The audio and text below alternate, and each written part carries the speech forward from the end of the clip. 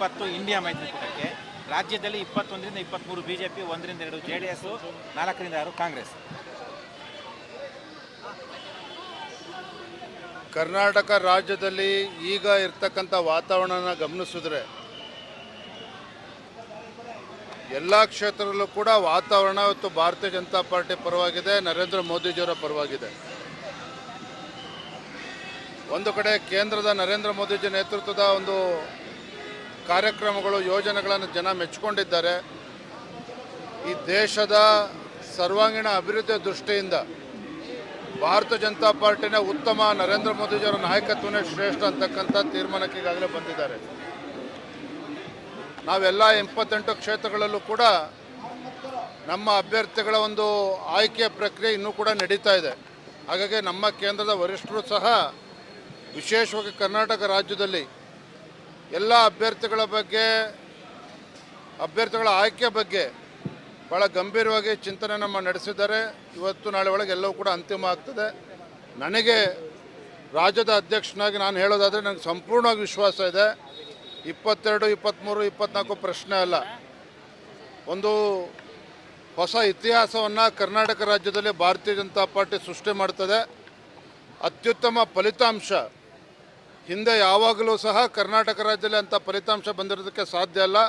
ಅಂಥ ಒಂದು ಉತ್ತಮ ಫಲಿತಾಂಶದ ನಿರೀಕ್ಷೆಯಲ್ಲಿ ಭಾರತೀಯ ಜನತಾ ಪಾರ್ಟಿ ನಾವೆಲ್ಲರೂ ಕೂಡ ಇದ್ದೇವೆ. ಸರ್, ಈಗಾಗಲೇ ಕಾಂಗ್ರೆಸ್ 7 ಕ್ಷೇತ್ರಕ್ಕೆ ಅನೌನ್ಸ್ ಆಗಿದೆ. ಬಿಜೆಪಿಗೆ ಯಾವಾಗ ಅಂತ ಸ್ವಲ್ಪ ವಿಳಂಬ ಆಗ್ತಿದೆಯಲ್ಲ? ವಿಳಂಬ ಪ್ರಶ್ನೆ ಏನಿಲ್ಲ, ಇವೆಲ್ಲವೂ ಕೂಡ ಪ್ರಕ್ರಿಯೆ ಈಗಾಗಲೇ ಪ್ರಾರಂಭ ಆಗಿದೆ. ಒಂದು ತಾರ್ಕಿಕ ಹಂತಕ್ಕೆ ಈಗಾಗಲೇ ಹೋಗಿದೆ. ಹಾಗಾಗಿ ನನಗನ್ಸ ಇನ್ನೊಂದು 3-4 ದಿನದಲ್ಲಿ ಎಲ್ಲವೂ ಕೂಡ ಅಧಿಕೃತವಾಗಿ ಎಲ್ಲವೂ ಕೂಡ ಗೊತ್ತಾಗ್ತದೆ. ಮೈಸೂರಲ್ಲಿ ಯದುವೀರ ಸ್ಪರ್ಧೆ ಬಗ್ಗೆ ಮಾತುಕತೆ ಬರ್ತಾ ಇದೆ. ಊಹಾಪೋಹಗಳು ಉತ್ತರ ಕೊಡಲ್ಲ. ಬಹುತೇಕ 2 ಹಂತದಲ್ಲಿ ಅಂತೇಳಿ ನಾವು ಅನ್ಕೊಂಡಿದ್ದೇವೆ. ಬಹುತೇಕ ಹಾಲಿಗಳಿಗೆ ಸಿಗುತ್ತೆ ಸರ್, ಹೇಗೆ ಯಾವ ರೀತಿ ಲೆಕ್ಕಾಚಾರ? ಕೆಲವೊಂದಿಷ್ಟು ಜನರಿಗೆ ನಿಮ್ಮ ಎಲ್ಲ ಪ್ರಶ್ನೆಗೂ ಸಹ ಇನ್ನು 3-4 ದಿನದಲ್ಲಿ ಉತ್ತರ ಸಿಗ್ತದೆ. ಬೆಂಗಳೂರು ಸೇರಿದಂತೆ ರಾಜ್ಯದಲ್ಲಿ ಕುಡಿಯೋ ನೀರಿನ ಸಮಸ್ಯೆ ಇದೆ. ಸರ್ಕಾರ ಕೂಡ ಎಚ್ಚೆತ್ತುಕೊಳ್ತಾ ಇಲ್ಲ ಅನ್ನೋದು, ಮತ್ತೆ ಹಣನೂ ಕೂಡ ಇಲ್ಲ ರೀ. ನೋಡಿ, ಒಂದು ಮಾನ್ಯ DK ಶಿವಕುಮಾರ್ ಅವರ ನಡವಳಿಕೆನ ನಾನು ಬಲವಾಗಿ ಖಂಡಿಸ್ತೇನೆ. ಇವತ್ತು ಬೆಂಗಳೂರು ಮಹಾನಗರ ಅಂತ ಕಡೆ ಕಳೆದ 15-20 ದಿನದಿಂದ ನೀರಿನ ಹಾಹಾಕಾರ ಇದೆ. 10-15 ದಿನಕ್ಕೆ ಒಂದು ಬಾರಿ ನೀರು ಸಿಗ್ತಾ ಇದೆ. ಇದರ ನಡುವೆ ನಿನ್ನೆ ಆದೇಶ ಮಾಡಿದ್ದಾರೆ, ಬೆಂಗಳೂರು ಗ್ರಾಮಾಂತರ ಲೋಕಸಭಾ ಕ್ಷೇತ್ರದ ವ್ಯಾಪ್ತಿಗೆ ಬರ್ತಕ್ಕಂಥ ಏರಿಯಾಗಳಲ್ಲಿ 14 ಜನ ನೋಡಲ್ ಆಫೀಸರ್ನ ಅಪಾಯಿಂಟ್ ಮಾಡಿದ್ದಾರೆ. ಅಂದರೆ ಅರ್ಥ ಏನು? ಬೆಂಗಳೂರಿನಲ್ಲಿ ಬೇರೆಯವ್ರು ಇರ್ತಕ್ಕಂಥವ್ರು ಮನುಷ್ಯರಲ್ವಾಗಬೇಕು, ಅವ್ರಿಗೆ ಕುಡಿಯೋ ನೀರಿನ ಅವಶ್ಯಕತೆ ಇಲ್ವಾಗಾದರೆ. ಮತ್ತು ರಾಜ್ಯದಲ್ಲೂ ಸಹ ಭೀಕರ ಬರಗಾಲ ಇದೆ. ಇವ್ರದ್ದು ಯಾವುದೇ ಒಂದು ತಯಾರಿ ಇಲ್ಲ ರಾಜ್ಯ ಸರ್ಕಾರದ್ದು.